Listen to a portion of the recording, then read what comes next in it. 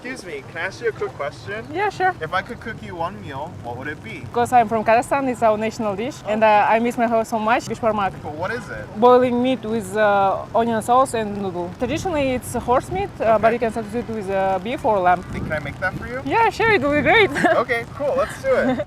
So today we're going to first research how to make Beshbarmak, then we're going to hit the city and get some ingredients. Finally, we're going to cook and pack the meal. So based on my research, we know a few things. It's called Beshbarmak because it loosely translates to 5 fingers in the Kazakh language. It is the national dish of Kazakhstan, and commonly it is known as the dish that represents nomadic heritage in Central Asia. So you might be wondering why it's called 5 fingers. Well, the people of Kazakhstan were originally nomads that roamed around Central Asia, and livestock such as horses, sheep, and cattle were core to their life because it provided resources such as milk, wool, and meats. Beshbarmak would be served right after a ritual slaughtering of livestock and used during the most important ritual celebrations, honoring guests, weddings, funerals. The community would all gather together and the meal would be eaten with your hands, hence the name 5 fingers. It helped reinforce social bonds within the community. The dish has 3 main parts. The first part is a layer of flat, thin noodles. They're kind of like almost like lasagnas. The second part is a layer of onions, and finally you top it with boiled mixed meats, and it's served with the broth of the meats that it is cooked in. Now, Beshbarmak is the most traditional way is using horse meat, but I've found that you can use any livestock from cows to goats and even fish in some parts of northern parts of the country. And the most important thing is how it's slaughtered and the freshness, right? Because that will impact the tenderness of the meat and that will impact the freshness of the broth.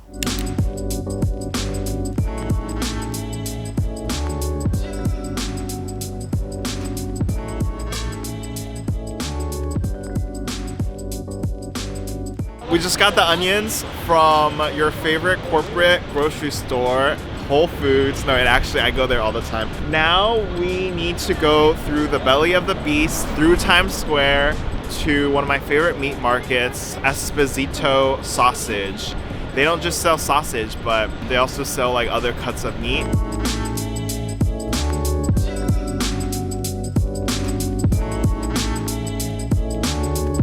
Basically, we're gonna need to buy beef bones, and we're gonna need to buy a prime rib or a beef shank.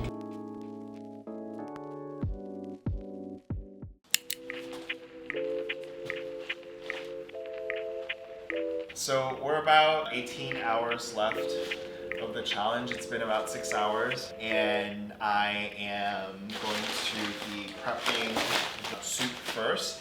I purchased a lot of really interesting things. I love oxtail because oxtails have tons of bones and it's got lots of fat, so we can really stew it. I also got bone marrow because I think that for the dish, because it's so simple, like we really need like really high quality rich ingredients. The other thing I bought beef short rib, and this is gonna cook nicely. So my plan is to cook the broth overnight so she can have a really good Beshbarmak dish. Okay, we just put the meat to boil, to clean it, to get all the scum out of the pot.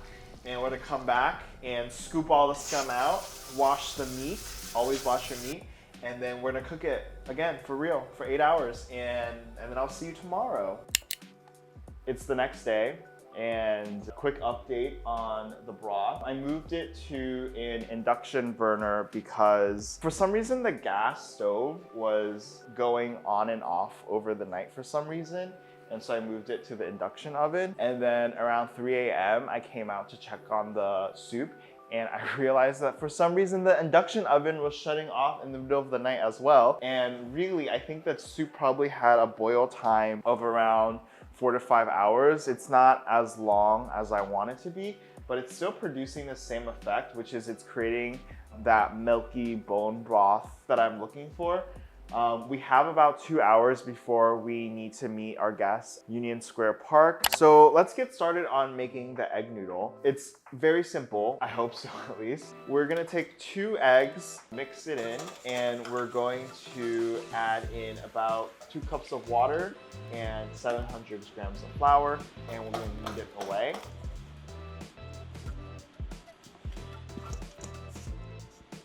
So I'm gonna give it a final knead. Fold, push, pull, fold, push, and you start rotating. Pull, pull, push, and that gives you that nice rotation effect. And once it gets to a good texture and desirable shape, what you need to do is let it rest. So we're gonna collapse it in on top of each other, flip it over, and start shaping it out. You want to use the bottom of your hand to push it in, create these divots, and then once that has occurred, you feel it. You should feel like a nice baby's butt. And then what you do, flip it over, see that it has this indentation, flip it back, and you say, "Good night, baby." Put it to rest. It's 12 o'clock right now. We have 1 hour. And I am feeling a little bit stressed out, so let's get going.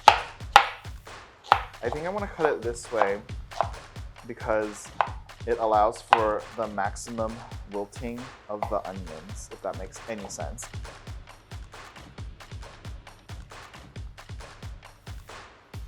The sheet is getting a little bit gnarly, so we're gonna have to start cutting it. We just finished making the noodle, and we're gonna check on our soup. And then I'm gonna fish out the bones that we cooked. We have about 17 minutes before we gotta get going. So let me try to speed up the cooking process.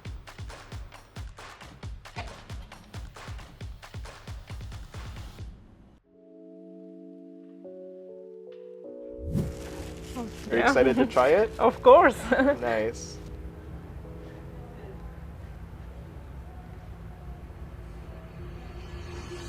Wow, it's really good. Really? Yeah, like, No is it way. your first time? Yeah, first time. I've never made this. Wow, but meat is so soft. I can say that you did it like first time. It's really impressive. Oh, thank you. So can you tell me about yourself? So my name is Aigerim. Okay. The meaning of my name is like beautiful moon. I'm from Kazakhstan, Almaty. Okay. Graduated from Columbia University. My major is electrical engineering. How did you get into that?